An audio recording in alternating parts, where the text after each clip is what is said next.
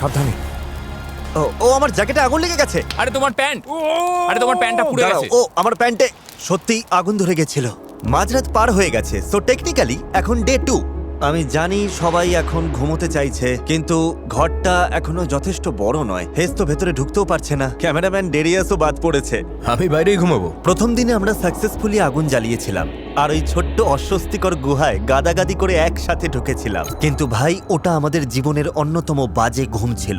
ভাই ক্যামেরাটা তো পুরো ক্যামেরাটা প্রায় জমে গেছে। ঘুমটা খুব বাজে হয়েছে। গত রাতে যা ঠান্ডা ছিল, আমাদের ব্যাগ আর সবকিছুর ওপর বরফ জমে গেছে। এই ক্যামেরাটা ধরতে গিয়ে আমার হাত জমে যাচ্ছে। এটা ধরো, না আমার তো গ্লাভসই নেই ভাই, আমার গ্লাভসই নেই। এটা ধরার মতোই অবস্থা নেই, এত ঠান্ডা। ও মাই গড ভাই, আমার পা জমে যাচ্ছে, আঙুলগুলো ফিল করতে পারছি না। সবাই এদিকে দেখো, ওই প্লেনটা দেখছো? সবাই ঠিক ওখানে তাকাও। ভাই এখনো তো 7 দিনও হয়নি, আমরা কি করছি? দিনে একবার এই প্লেনটা আমাদের ওপর দিয়ে যাবে। তোমাদের কেউ যদি ফ্লেয়ার গান শুট করে চলে যেতে চাও যেতে পারো, শুধু যাওয়ার আগে মাথা ন্যাড়া করতে হবে। তুমি বলতে চাইছো আমি এক্ষুনি ফ্ল্যাশ শুট করে বাড়ি চলে যেতে পারি? তোমার মাথা ন্যাড়া করার পর এখনো সুযোগ আছে, তুমি কি যেতে চাও? গত রাতটা জঘন্য কেটেছে ভাই। কেউ যাচ্ছ না? তাহলে ঠিক আছে, কালকে দেখা হচ্ছে। আজকের মতো সবাই নিজের চুল বাঁচিয়ে নিল। এটা ক্লিয়ার ছিল যে এই আর্কটিকে 7 দিন সার্ভাইভ করতে হলে গত রাতের মতো যদি আরো একটা রাত কাটাতে হয়, আমি আর টিকতে পারবো কিনা জানি না। আমাদের শেল্টারটা বড় করতেই হবে। ডেরিস, ভিডিও করছো কেন? এসে হেল্প করো। আরে ভাই, আমাকে যা করতে বলা হয়েছে তাই করছি। অলরাইট, আমরা এখানে মোট 6 জন আছি। আজকের গোল হলো আমরা যেন এপাশে পাশাপাশি শুতে পারি আর ওপাশেও পাশাপাশি শুতে পারি, আর সেটা না হলে আমাকে ন্যাড়া মাথাতেই বাড়ি ফিরতে হবে। ও, এটা দেখতে দারুণ লাগছে। ঘন্টার পর ঘন্টা ধরে আমরা শেল্টারটা খুঁড়তে লাগলাম। ঠিক তখনই একটা জিনিস আমরা বুঝতে পারলাম। বাথরুম নিয়ে কি ভাবছো শুনি? আমি ভেবেছিলাম একটা পুপ টেন্ট থাকবে। কিন্তু তুমি ওটা আনোনি। ওটা তো প্যাকিং লিস্টেই ছিল। কে প্যাক করেনি তাহলে? আমার ব্যাগে তো আর জায়গা ছিল না। আমরা পটি করব কিভাবে? আমরা করব না, সব গড়বড় হয়ে যাচ্ছে, কিছুই ঠিক হচ্ছে না। ওরা আমাকে পটি করার এরিয়া খুঁজতে পাঠিয়েছে। ও হ্যাঁ, ক্যাম্পের আশেপাশে পটি করলে স্বাভাবিকভাবেই ভাল্লুক চলে আসবে। সবচেয়ে ভয়ের ব্যাপার হলো আমি শুধু পায়ের ছাপ দেখতে পাচ্ছি, কিন্তু কোনো পশুকে দেখতে পাচ্ছি না। এর মানে ওরাই আমার উপর নজর রাখছে, যা আমার মোটেও ভালো লাগছে না। আমার এবার একটু ভয় করছে। মাথায় এখন কোনো ভালো চিন্তাই আসছে না। আমি তো সিরিয়াসলি ওই ফ্লেয়ার গানটা শুট করার কথা ভাবছি। দেখা যাক। আমি তো বিশ্বাসই করতে পারছি না, আজ সবে 2য় দিন। মনে হচ্ছে এটা কোনো নর্মাল চ্যালেঞ্জের 6 বা 7 নম্বর দিন। আমি শিওর নই আমরা সবাই শেষ পর্যন্ত টিকতে পারবো কিনা। সবাই নিচে প্রচন্ডভাবে খেটে চলেছে আর আমি জাস্ট বলতে চাই I am proud of them. আশা করি আজ রাতে ঘরের ভেতর সবাই একটু ভালো করে ঘুমোতে পারবো। তবে এখানকার সবচেয়ে বড় সমস্যা হলো আমরা মাত্র 3-4 দিনের খাবার এনেছি, তাই মাছ ধরা বা শিকার করা শুরু না করলে আমরা আর বাঁচবো না।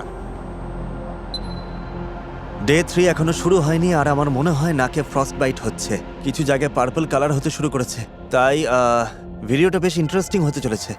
অন্ধকার নামার সাথে সাথেই টেম্পারেচার এত মারাত্মক কমে গেল যে ওই শেল্টারটাও আমাদের আর বাঁচাতে পারছিল না ফ্রস্ট বাইটের আতঙ্কের হাত থেকে। আমার আঙুলগুলো অবশ হয়ে গেছে।